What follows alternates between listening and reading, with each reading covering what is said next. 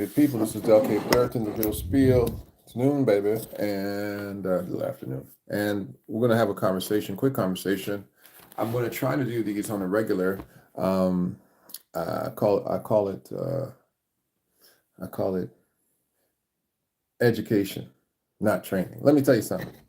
Don't let anybody train you, buddy. Don't let anybody train you, because some of the reasons that people don't have proper information is because you've been trained. And all training is the indoctrination of the trainer. Education is getting the information. You want the information the trainer has. You want all the information. You don't want just the training. And the problem with life is that many of us have been trained, but we have not been educated. And you don't ever educate somebody that you want to dominate. If you want to dominate somebody, don't educate them. Train them. Because once you train them, they are limited in their thinking. This is why they train soldiers. They don't educate them. They don't give them the plans. They don't tell them the vision. They don't say that you're going to go out there and a third of you are going to die. No, you don't educate anyone that you're trying to control. I got to put this thing on Do Not Disturb. Don't run away. I'm going to talk to you about something in a minute. I'm back. Sorry. I had to put it on Do Not Disturb or people blowing us up. Apologize for that. Edit that out. Okay, so we're going to have a quick conversation about this because you've been trained the wrong way, right? We're going to talk about, I'm going to call it the politics of race, okay? There's a lot of politics of race. Greetings to everybody, Anan, Mike, the politics of race. Currently, what you have is, especially many scholars, you have many smart individuals running around and giving bad information about an Arab. What's an Arab? Where did the Arabs come from? What is an Arab? And many of us have misappropriated what an Arab is. And the reason that we have these strong conflicts in the Middle East and even conflicts in America is because of this poor Arab, I'll say it like this, the Semitic Arab and the Hamitic person and the Semitic Arab and of course the Semitic Hebrew have big issues. And you've been just given bad information. Let me jump into it right now and go. According to the book of Genesis, right? We find out who these Arabs are, but it's not very specific. And so let's just get into something that's contextual and contemporary and it's easy to understand. Arabic, right? Anytime you're trying to understand a people, you need to understand their language. And anytime you need to understand the people's language, you need to understand the root of those people's language. So for example, English. Many people growing up used to think, oh, English is a Latin language. It's not. English is not Latin whatsoever. There's nothing Latin. It's not a Latin-based language whatsoever. It's a Germanic-based language.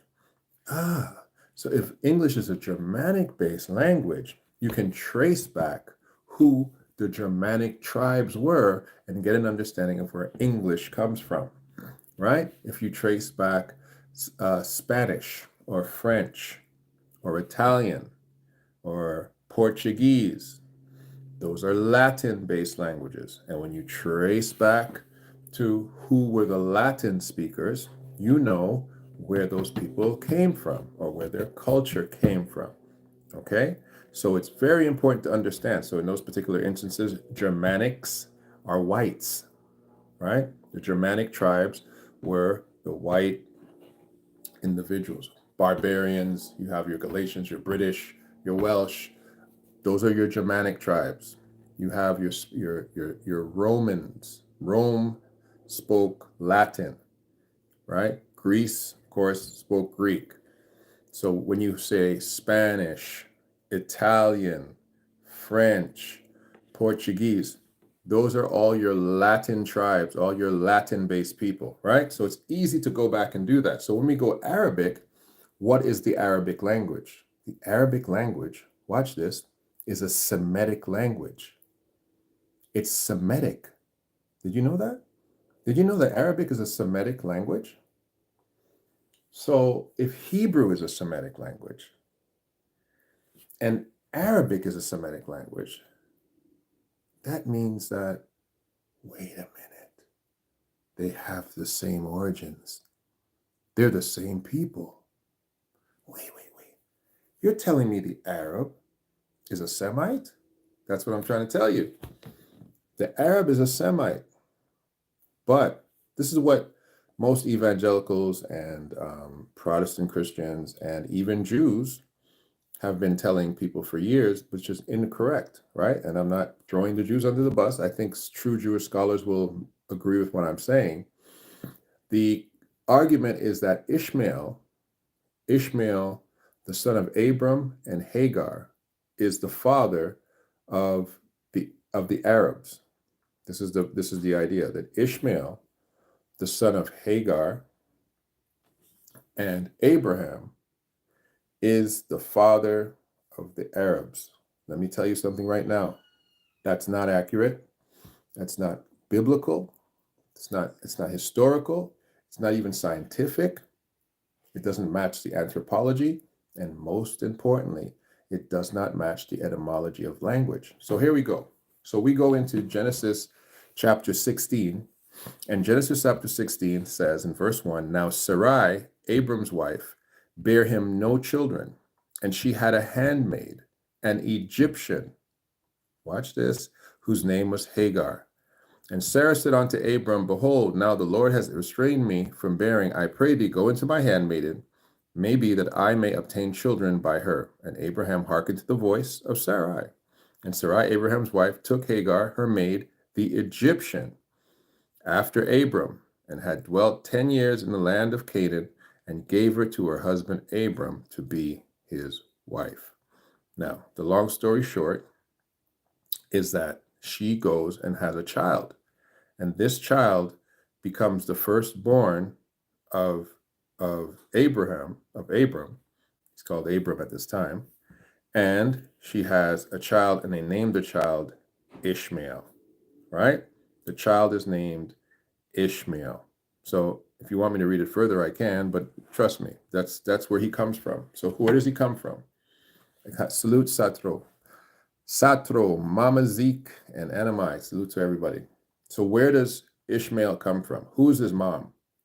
His mom is an Egyptian. Okay. So let's get out of what's happening now in Egypt. Egypt is controlled by Arabs, right? Currently, Egypt are controlled by Arabs. But what was the original people of Egypt? Egypt is a Hamitic land. Egypt is a Hamitic land. Egypt is not Semitic. Egyptians are not Semitic. Indigenous Egyptians, not Arab Egyptians who are currently there now, but indigenous Egyptians are not Semitic. They are Hamitic. Again, I'm going to say it again. They are Hamitic. They are not individuals who come from Shem. An Egyptian is an African, right? So when we go into, we go back and we go into Genesis chapter 10, and you start reading about the families of Ham, we can find it out for ourselves. Go and take a look. In Genesis chapter 10, I'm going to go to verse, I'll just go to verse 11, but I'm really trying to get to verse 13 just to give it to you. Verse 11 says, out of the land went forth Asher, and who builded Nineveh, the city Rehoboth, Kala, and Resin between Nineveh and Kala, the same as a great city. And watch this, verse 13 says, and Mizraim begat Ludium. Mizraim is the ancient name of Egypt. That's verse 13, Genesis 10. Mizraim is the ancient name of Egypt. So Mizraim is a descendant of who? Not Shem. They're not Shemites. Mizraim, Egypt, are descendants of Ham. They are Hamites. Okay? So that means that they are African people. They are Afro-Hamitic people, right? Stay with me with this. So if Hagar, an Afro-Hamitic woman, and Abraham, an Afro-Semitic man, have a child, how can a non-Arab, because Abraham's not an Arab, and a non-Arab who's an African give birth to a child who is the descendant of Arab people, right? That's bad. What? It's bad anthropology, right? It's bad hermeneutics. It's an unfortunate error that has been assumed, even by Islam. It's been assumed, and it's a bad assumption. Can I tell you who are the descendants who are Arabs? Okay, because again, Hagar would have spoke. Yes, she would have been able to speak a Semitic language, but she would have also spoke mostly her Hamitic tongue, right? Her Hamitic language is what she would have spoke. She would not necessarily have spoken the same Semitic language. We understand that Abraham had a different accent, different language. Hebrew means stranger. So he had a Semitic tongue. And yes, some of the languages were combined, where we later on have languages like Aramaic. So we have Arabic, Aramaic, right? We have Arabic, Semitic language, Aramaic, the language that Jesus spoke in the first century, Semitic languages, similar, but a little bit different, okay? Hebrew is also a Semitic language, right? A combination of languages from Hebrew and the other Semitic languages, right? Because when Israel went into Babylon, their language changed a little bit. But as we saw with Nineveh here, Babylon is Semitic as well. Here we go.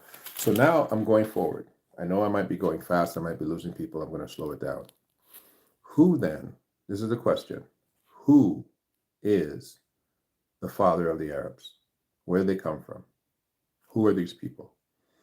God does something very interesting with this, because he only has 8 people on this ark. Comes off the ark with 3 dominant tribes, Ham, Shem, and Japheth. Those are the 3 dominant tribes that come off the ark. But God does something very strange here in the Bible, and it's not really been done before. And I want to show you why are people saying Jesus was Arab. Jesus was not an Arab. Jesus could not have been an Arab, right? Because he would not have fulfilled Scripture. He would not have been a Jew. Jews were not Arabs, right? Hebrews, oh, let me say this properly. Arabs rejected their Hebrew. I'll give it to you right now.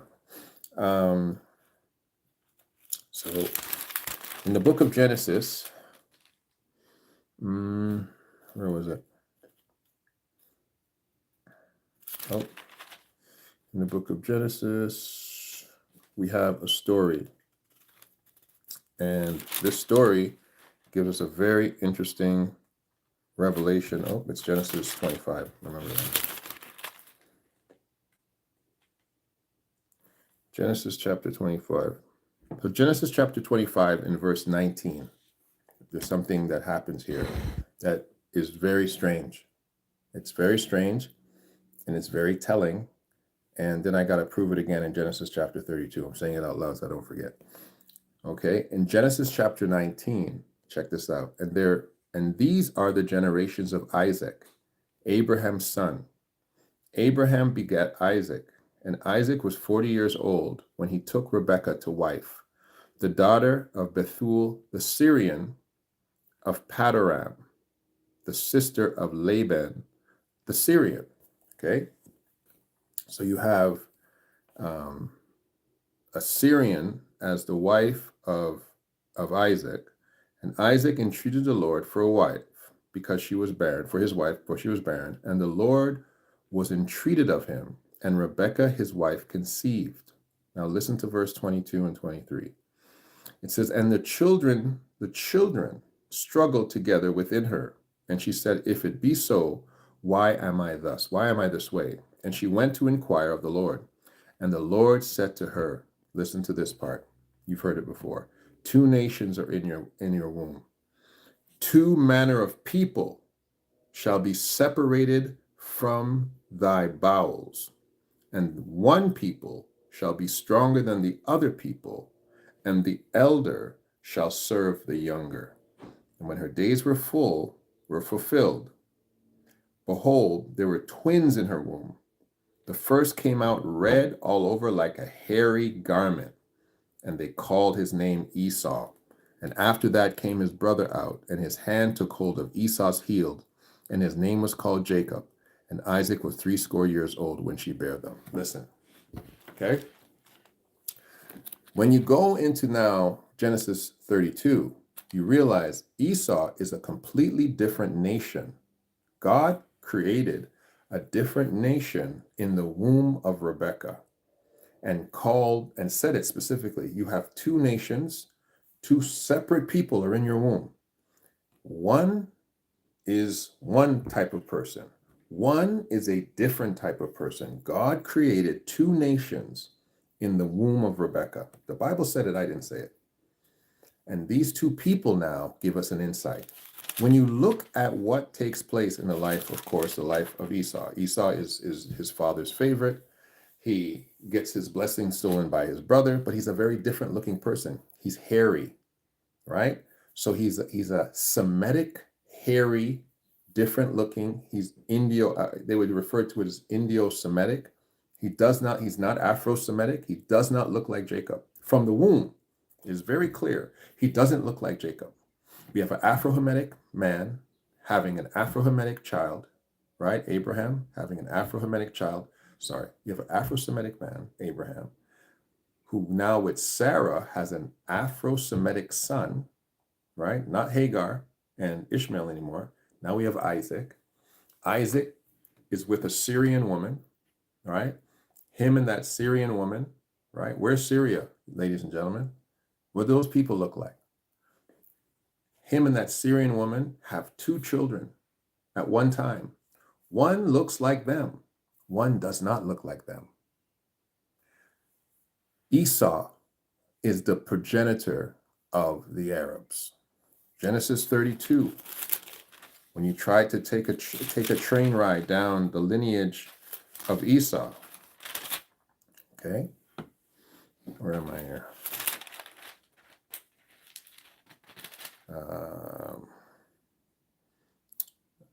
Actually, it's not Genesis 32, it's Genesis.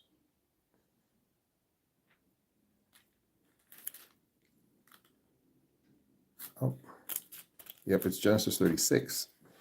It says, now these are the generations of Esau, who is Edom. Now, one of the things that the Hebrew Israelite has done, and many people have done, is they've tried to say that the Edomites are white people. Edomites can never be white people.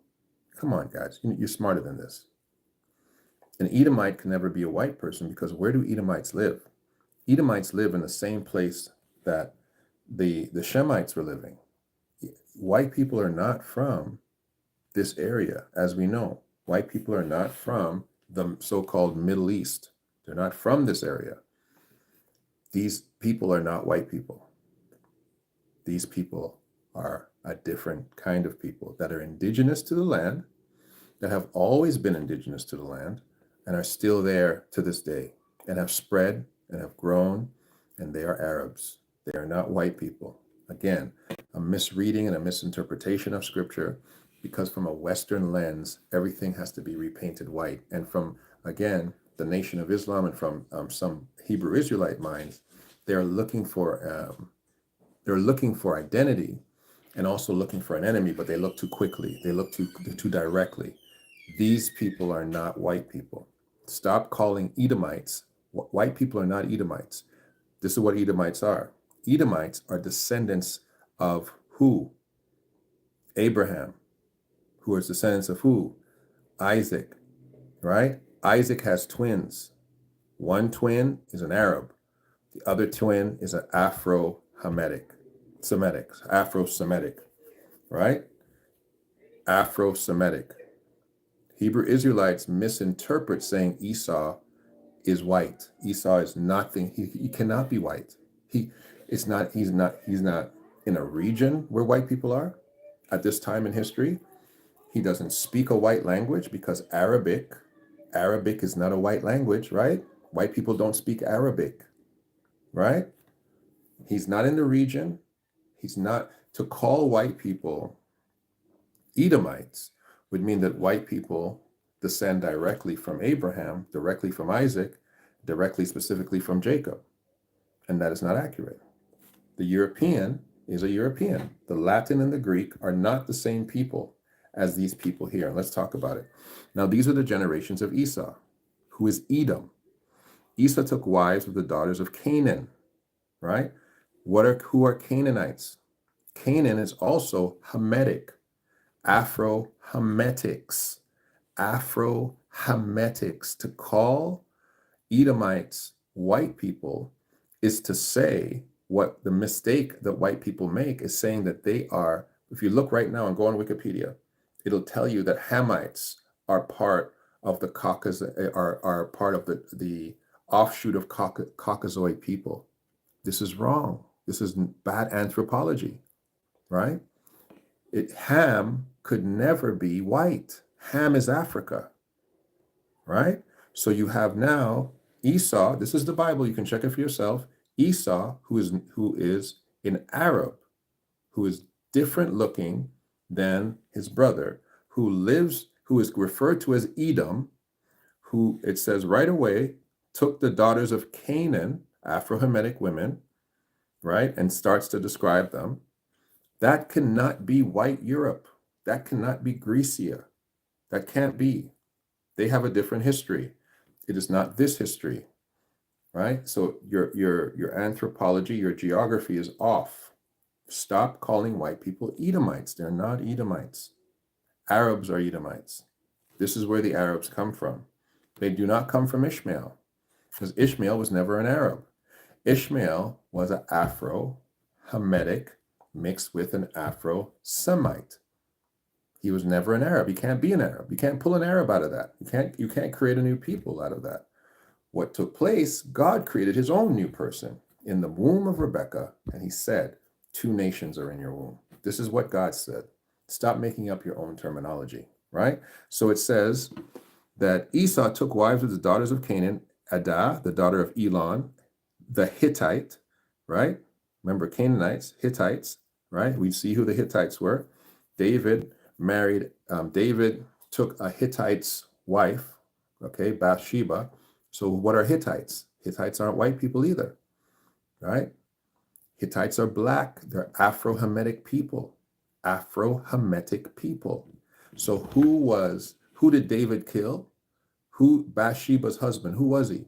He was a black man who was not a Semite that David killed for his wife, right? Hittite, he's a Hittite. Ada, the daughter of Elon, the Hittite. Aholiama, the daughter of Anan, the daughter of Zibeon, the Hivite. Bashmath. Watch what it says here. It says Bashmath, Ishmael's daughter, sister of Nebshath. So Ishmael's daughter is in here. And watch this. This is the line of the Edomites, right? The line of Edom follows the line of the father, not the girls. So Ishmael's daughters are in this line that Esau starts to take. So this is Esau's line, not Ishmael's line, right? It keeps going. Where am I? And Bashmath, Ishmael's daughter, sister of Nebajoth, and Admah bare to Esau Eliphaz, and Basmat bare Ruel, and Aholiama bare Jehush, and Jalma, and Korah, and these are the sons of Esau, which were born unto him in the land of Canaan. My guy took a few wives now. He took wives of the daughter of Canaan. He took Ada, 1, the daughter of Elon, Alobama, 2, the daughter of Anan, Zibeon, 3, the Hivite, Bashmath, Ishmael's daughter, 4, took 4 wives there. And yep, that's what he took, 4 wives, right? From Canaanites, and one woman was from Ishmael. So we had three Canaanite women, and one woman that came from Ishmael's daughter, which was basically his uncle, an Afro-Hamitic and Afro-Semitic. But this is Esau's line, okay? These people cannot be called white. You can't think that these are white people. They are the combination of Afro-Arabs and Indo-Arabs, because you see when they include Ishmael's line in there, Ishmael, an Afro-Hamitic man, right, coming from an Afro-Hamitic mother and an Afro-Shemitic father, you have an Afro-Arab and an Indo-Arab mixed in there together. He has 4 wives. So we need to change our terminology when we look at this. The Bible will tell you all you need to do is learn. Don't be trained. Don't be trained, because I train people who I want to dominate. I train people who I want to be subservient to me. But if I want a man to sit at my side and be my brother, I have to teach him what I know. And the Bible is teaching you clearly who people are and who people are not, right? Verse 6, this is Genesis 36 and verse 6. I'm just going to finish it off. And Esau took his wives and his sons and his daughters and all the persons of his house and his cattle and all his beasts and all his substance, which he got in the land of Canaan, and he went into the country from the face of his brother Jacob. For their riches were more than that they might dwell together, and that the land wherein they were strangers could not bear them because of their cattle. Thus dwelt Esau in Mount Seir. Esau is Edom. And these are the generations of Esau, the father of the Edomites, in Mount Seir. See, and then you can go on to Esau's sons. Esau is Edom. If we just take that sentence by itself, Esau is Edom. Who is Esau? He is a nation, a different nation that God pulled out of the bowels of Rebekah and Isaac and declared that this nation, this is a separate nation. 2 nations are in your womb. The elder shall serve the younger, right? The Arab mentality now is, of course, to identify itself and to differentiate itself from being dominated. Nobody wants to be dominated. Nobody wants to be dominated. Esau, the father of Arabs, did not want to be dominated, did not want to be taken. His blessing was taken away by his brother. He was upset. He wanted to fight. And thus we have the age-old controversy, the age-old struggle. And look at the blessing God left on them. Their wealth was immense. Their wealth could not be measured. It couldn't stand in the same place. And isn't the Arab still wealthy today? Isn't he still an individual who God says his wealth could not dwell in the same place? And Scripture says because of their cattle. Now it's because of more. So we need to be very careful now how we structure our anthropology when it comes to identifying ourselves. And look what this does to us too. Right now, the greatest problem in Israel is the conversation between the Palestinian and the Israeli.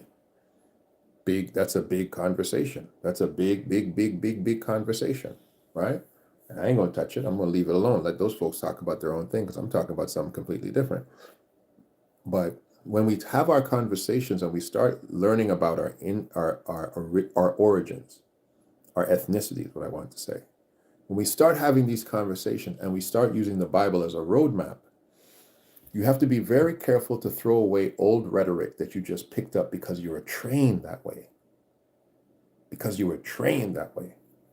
You have to read the scripture, compare the lands, compare Genesis 10, compare the geography, compare the current day etymology, right? So when we look at Aramaic, when you say God in Aramaic, it's not a name, it's a descriptor. It's El Ha. El-Ha. When you say God in Arab, it is what? Allah. So you have E-L-L-A-H, El-Ha, right? In Aramaic. And then you have A-L-L-A-H in Arabic, right? Allah, right? Now, the word God, don't get me wrong here. I am not saying the Muslim who speaks Arabic is calling the Allah of Islam is not the Allah of the Judeo-Christian religion. There are two different Allahs, right? The word simply means God. Simply, that's all it means. We know that our Elah or our Allah is the God of Abraham, Isaac, and Jacob. The Christian knows his Allah is Yeshua HaMashiach, right? So our Allah or Elah is completely different than the Islamic Allah. That's a different Allah. The Quran says Allah neither begets nor was he begotten. The Christian says that he is the only begotten Son of the Father, full of grace and truth. Those are two different Allah. The Quran says they who do believe that the son of Joseph and Mary is God do error. That's what the Quran says. But we know that the Bible says that before Abraham was, John 8:58, Jesus says, before Abraham was, I am. That's what Jesus says. How do you ask me, he says to Philip, to show you the Father? And I, not we, not us, but I have been so long with you. That's right. Jesus speaks of the fact that the Father is in him, and if you've seen him, you've seen the Father. Paul picks it up and says in Philippians 2:5, let this mind be in you, which was also in Christ Jesus, who being in the form of God, did not find it robbery to be found equal with God. So the Muslim thinks Jesus is a prophet. The Christian believes that he's equal with God. He is the incarnate God. So our Allah has come in the flesh. We have a different Allah. But language, when we talk of language, when we talk of describing a people, when we talk of religious politics, let's make sure we know who we're talking about. Let's make sure we understand. And this too, before you pick up an enemy, before you call the Arab your enemy, remember who he is. He is an Afro-Hamite and an Afro-Semite mixed together, pulled out into a special line that God created to do his bidding. Don't get it twisted, okay?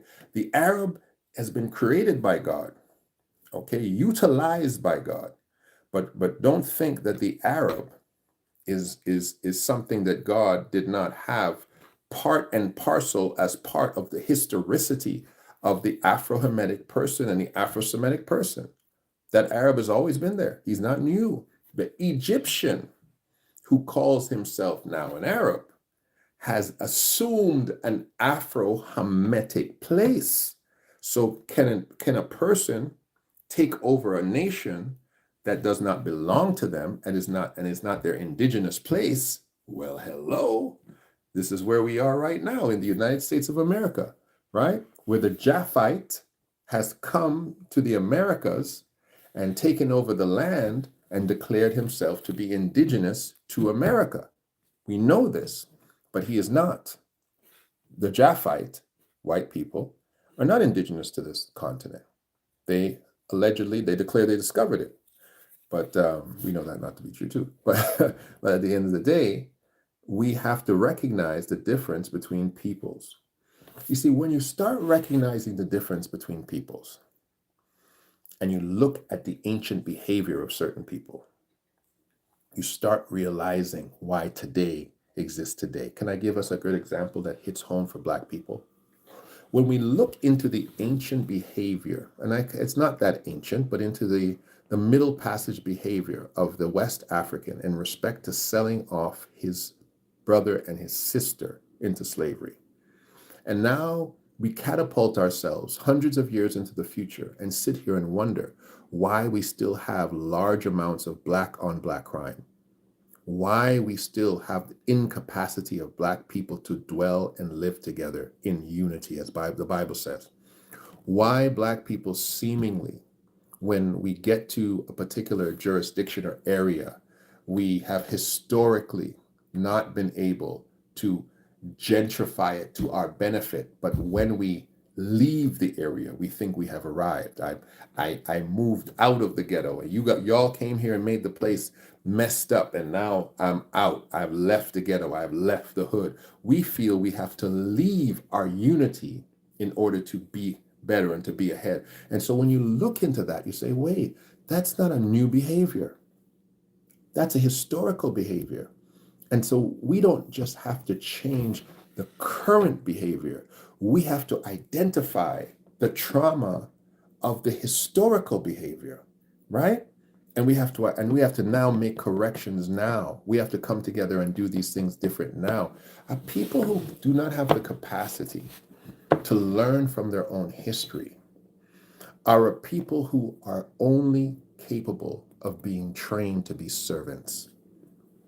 If you can't learn from your past, if you can't be educated by the missteps and the issues of yesterday, then you are no good to yourself even today. I have to save you from yourself and give you drudgery just for you to survive, because you can't self-diagnose yourself. Imagine a child that burnt itself on a stove yesterday, but will walk back into the same kitchen and sit down on the hot stove the next day. That child can't be trusted. That child has to be chained up and put in an area and be given menial tasks, because if you let the child loose, the child will hurt himself. If you let the child loose, he might burn the house down. So when we come to the place where we cannot learn from our history, we cannot do well in the household of our own communities. We have to learn. We have to learn. We have to be educated. We have to be educated. Stop trying to be trained. Even disciples should not be trained. Disciples should be educated, right? Should be informed, right? We can't rock this thing on theory alone. Theory ain't going to get it for you. You have to dive into the facts. You have to dive into the reality of what makes you tick as a person, as a people. One of the things that they always say about Black men is that Black men hate therapy. We don't like it. We don't want to go to therapy. Black men, I'm one of them. We don't want to go to therapy. We don't want nobody to get it into our head. Because really what it is, if you look at it clinically, is we don't want to face the trauma of what brought us to be like this. We can't look at that thing and say, I know, but how do I fix it now? How do I change it now? How do I transform myself now? By educating yourself out of it. The only way to break a negative habit is to educate yourself out of it. Some people say, oh no, you've got to give yourself new habits. That's only giving yourself another trained behavior. You're still addicted to the last one. But when you can look at yourself and say, you know what? When I did this, I was hurting myself. When I did this, I was damaging my family. When I did this, it caused this particular effect in the community. And when you can educate yourself out of something, you'll never return to it. I remember I used to have a little earring in my ear. A little mixed white girl gave me an earring, diamond earring. She pierced my ear for me in college. And, I'm like most brothers, you're walking around, you got your earring in your ear, you got your little shiny little stud in your ear. And then I read in the Bible what an earring was. I read in the Bible what an earring came from. That an earring to the Hebrew was a demonstration that a male slave who was actually allowed to go free said, Master, I don't want to be free. I want to be your slave forever, because the Israelite, if you came into slavery with no wife and they gave you a wife, and then that wife gave you children, and then the year of Jubilee came when it was time for you to be free, you could go free. but your child and your wife had to stay. So if that slave did not want to leave his wife, did not want to leave his master, did not want to leave his children, he would say, Master, I am here, and he would become a slave for life. And what they would do was put his ear to the door of his master, and they would pierce it with an awl. An earring, ladies and gentlemen, an ancient symbol of slavery. When I learned that, I had to take it out of my ear because I said I cannot be walking around carrying the shackles of slavery, thinking it's fashion, thinking that I'm looking good, but all I am is a shiny-eared slave. You have to teach yourself out of bad habits. You have to teach yourself out of systemic issues that creep up generationally. And guess what? You have to teach your oppressor out of it. It is not enough to just tell people from the colonized nations that you have oppressed us, marginalized us, and have left us out of the equation of the greatness of America. You have to show them the data. You have to dive into the research. You have to put in front of them in a concise, clear, but calm way. Let me explain to you the ramifications of 500 years of oppression. Let me show you the data. Let me show you the deplorability that is historical about how we could never catch up. And now, once you realize that, you have to face this fact that you either will remain keeping us behind or you will do things outside of the norm, extraordinary things to balance the equation. That's all there is. And if I can give it to you in this analogy, I've said this analogy before in other broadcasts, and maybe some of you would have heard me. If a man steals another man's house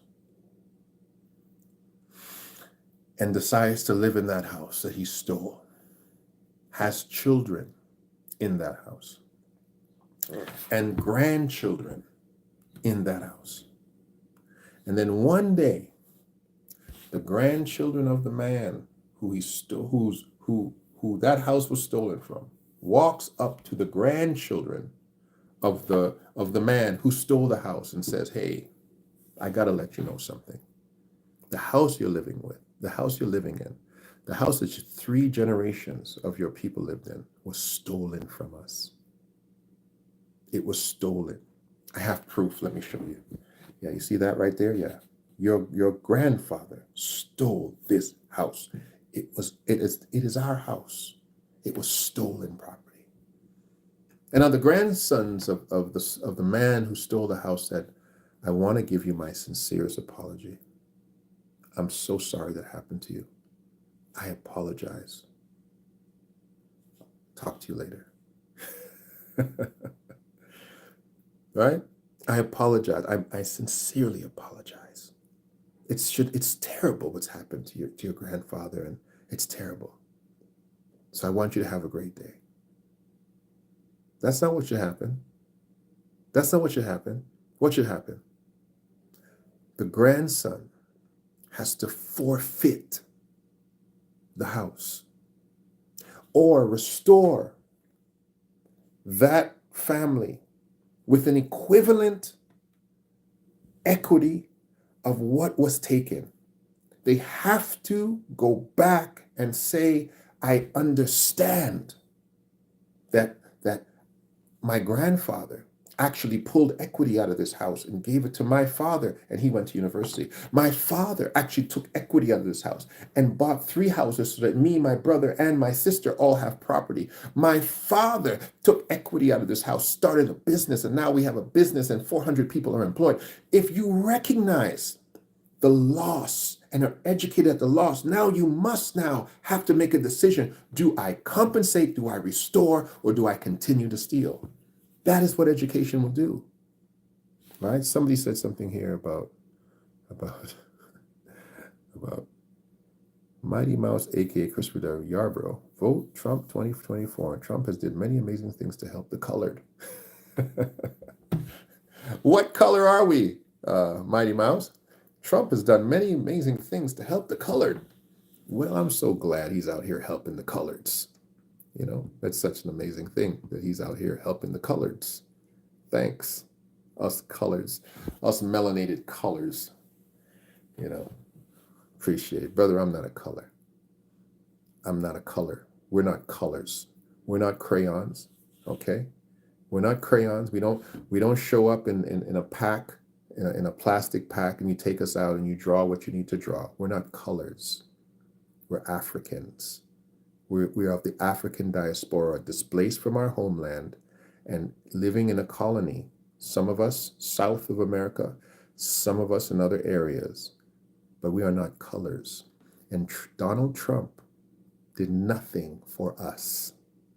I want to be very clear, because unless he has restored the stolen peoples of Africa, their wealth, and 400 years of reparations, unless he has given us the capacity to self-govern, unless he has established us with the same mechanisms of violence that America has, their war machine, their armed forces, their navy, their satellites, their nuclear bombs, their nuclear codes, unless he has emptied 50% of the treasury of America, unless he has given us the capacity to make fiat currency with our faces that carries the same level of weight, he has done nothing.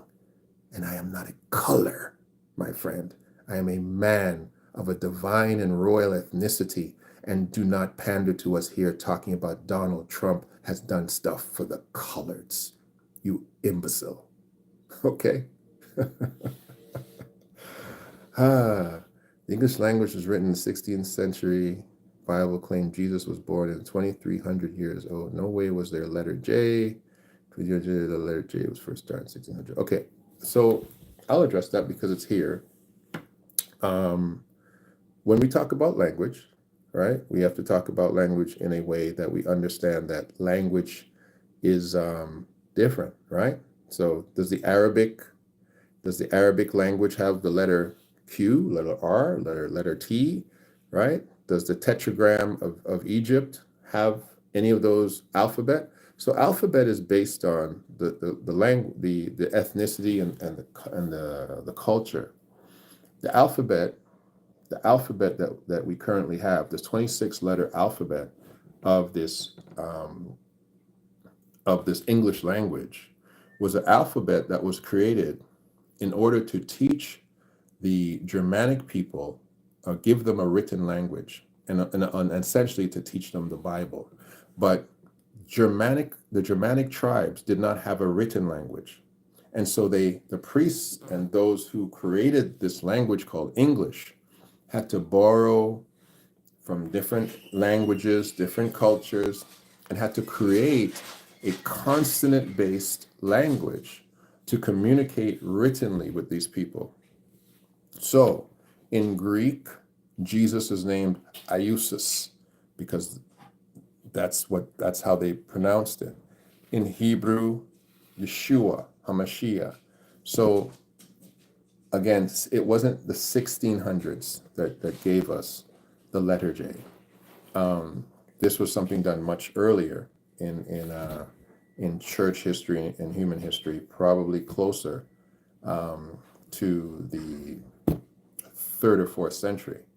All right, so the word Jesus now is not, it's not a problem for us to say the word Jesus because we know who we're speaking of.